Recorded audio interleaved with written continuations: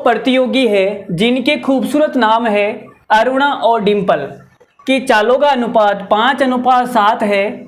यदि अरुणा 500 मीटर की दौड़ आगे से दौड़ना शुरू करती है तो अरुणा कितने मीटर से जीत जाएगी। तो यहाँ पे देखो 1200 मीटर की दौड़ हो रही है। लो जी, खूबसूरत चित्र आपके सामने बना दिया जाता है। 1200 मीटर की दौड़ है और इस दौड़ में दो कंपटीटर हैं। पहला है अरुणा और डिंपल। अरुणा है उसकी स्पीड कम है 5 और जो डिंपल है इसकी स्पीड ज़्यादा है 7। लगता है अरुणा थोड़ी सी दुबली पतली होगी, मेरी तरह बेचारी दुबली पतली लड़की होगी, और डिंपल ऐसे एकदम ऐसे पहलवान की तरह। तो जिसकी स्पीड क्या है, ज़्यादा है 5 और 7। तो सवाल में बोला क्या है, चलो जो भी बोला है हम शुरू करते हैं सवाल को। तो आप बोलोगे कि सर क्या भाई, यदि अरुणा 500 मीटर की दौड़ आगे से दौड़ना शुरू करती है, अच्छा आगे से दौड़ना शुरू करती है क्या 500 मीटर। लो जी, यहाँ डिंपल जी खड़ी है और यहाँ 500 मीटर दूर ये अरुणा जी खड़ी है, ठीक है। यहाँ डिंपल है और 500 मीटर आगे अरुणा है। अब सवाल में बोला है कि तो अरुणा कितने मीटर से जीत जाएगी। चलो जी ठीक है, तो आप मुझे बताओ कि इसके सामने टारगेट कितना है। तो आप बोलोगे सर इसके सामने टारगेट है 700 मीटर का। बोलो भाई टोटल 1200 मीटर है, 500 मीटर आगे खड़ी है तो टारगेट 700 मीटर है ना। जबकि डिंपल के लिए टारगेट कितना है, तो आप बोलोगे सर 1200 मीटर टारगेट है, ठीक है। तो अब आप मुझे ये बताओ कि किसी भी रेस को एक फिक्स टाइम दिया जाता है कि इस फिक्स टाइम के अंदर आपको ये रेस कंप्लीट करनी है, ठीक है। मानते हो इस बात को। तो टाइम क्या होता है, सेम होता है। तो यहां पे आप देखोगे टाइम सेम है, तो मैं लिख देता हूं टाइम क्या है, सेम। चलो इधर लिख लेते हैं। तो टाइम क्या है, सेम है। किसी भी रेस को एक फिक्स टाइम के अंदर शुरू किया जाता है। कुछ लोग उस फिक्स टाइम के अंदर रेस पूरी कर लेते हैं, कुछ लोग बीच में लटक जाते हैं, ऐसा ही होता है। तो टाइम सेम है। तो आप बोलोगे सर स्पीड का जो अनुपात है और डिस्टेंस का जो अनुपात है वो एक दूसरे के उल्टे हो जाएंगे। स्पीड का अनुपात कितना है, 5:7। ये है स्पीड, और स्पीड किसकी इसकी है, अरुणा और डिंपल। अगर स्पीड 5:7 है तो डिस्टेंस कितनी हो जाएगी, 7:5। बोलो यहां तक सही बात है या नहीं, सही है, ठीक है। तो आप मुझे ये बताओ कि अरुणा कितने मीटर चलती है, 7, और डिंपल चलती है 5। अब 7 की वैल्यू सवाल में कितनी दे रखी है, तो आप बोलोगे सर 7 की वैल्यू गड़बड़ कर दिया क्या भाई।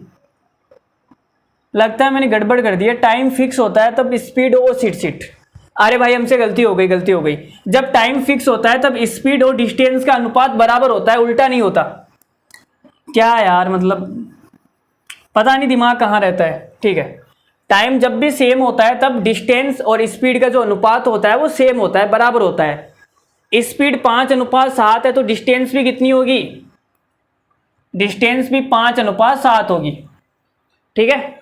अब आप बोलोगे कि सर अरुणा 5 मीटर चलती है लेकिन आप बोल रहे हो 700 मीटर की चलती है। तो 5 की वैल्यू है 700 मीटर और 7, तो 1 की वैल्यू कितनी आ जाएगी, 1 की वैल्यू आ जाएगी 140 मीटर। 1 की वैल्यू 140 है तो 7 की कितनी आएगी, 14×7=98, 980 मीटर। तो यहां पे मैं बोल सकता हूं कि जितने टाइम के अंदर अरुणा 700 मीटर चलती है उतने ही टाइम के अंदर जो डिंपल है वो 980 मीटर चलती है। तो आप बोलोगे सर जो डिंपल है वो 980 मीटर चल के यहां पहुंच गई, 980 मीटर। अभी और कितना दूर जाना बाकी रह गया, तो आप बोलोगे सर 220 मीटर दूर और जाना है।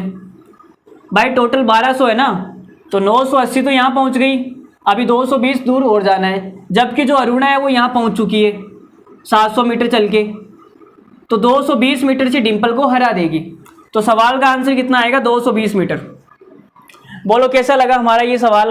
अरे जबरदस्त है ना। CHSL में आया वो सवाल है 9/6/2022 को, CHSL में पूछा गया सवाल है 9/6/2022 को। और कौन सा तरीका हो सकता है यार, इसमें टाइम सेम के अलावा भी कुछ हो सकता है क्या। टाइम सेम के अलावा भी कोई तरीका हो सकता है क्या मेरे दोस्त इस सवाल को करने का? और तो क्या तरीका होगा यार। चलो एक बार आप स्क्रीनशॉट ले लो, फिर देखते हैं जो भी होता है। चलो अगर आपको ये रेशियो मेथड नहीं समझ में आया तो कोई बात नहीं, मैं दूसरा बता देता हूँ आपको। लो जी, ठीक है। तो ये 1200 मीटर की दौड़ है और इस दौड़ को एक तो कौन पार कर रहा है? डिम्पल पार कर रही है। लो जी, ये जो डिम्पल जी है ये पार कर रही है और 500 मीटर आगे खड़ी कर दी हमने अरुणा को। तो ये अरुणा यहाँ पे 700 मीटर इसके लिए टारगेट है और इसके लिए है 1200 मीटर टारगेट, ठीक है। और ये 500 मीटर हमने आगे खड़ा कर दिया अरुणा को, ठीक है जी। अब आप बोलोगे कि सर डिम्पल की जो स्पीड है ना वो कितनी है? 7 और अरुणा की स्पीड है 5। तो मुझे बताओ 5 अगर इसकी स्पीड है तो 700 मीटर जाने में इसको कितना टाइम लगेगा? तो आप बोलोगे सर 5 का भाग दे दो, इसको टाइम लगेगा 140 सेकंड।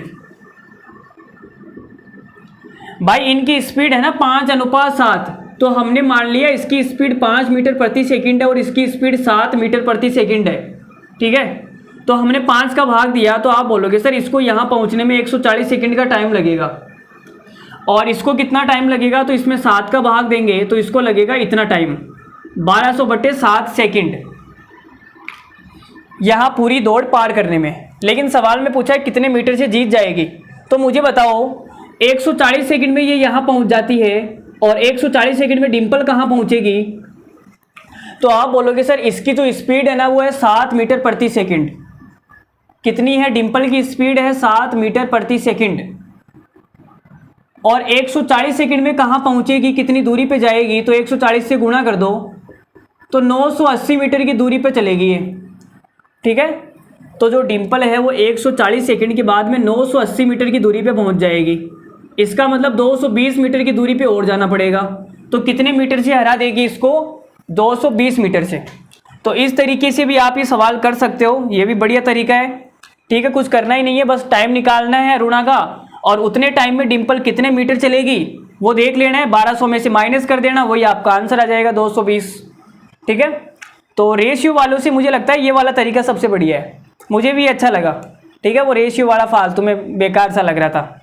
चलो ये बढ़िया है, ठीक है। तो इसका भी स्क्रीनशॉट ले लो, फिर आगे बढ़ते हैं सवाल।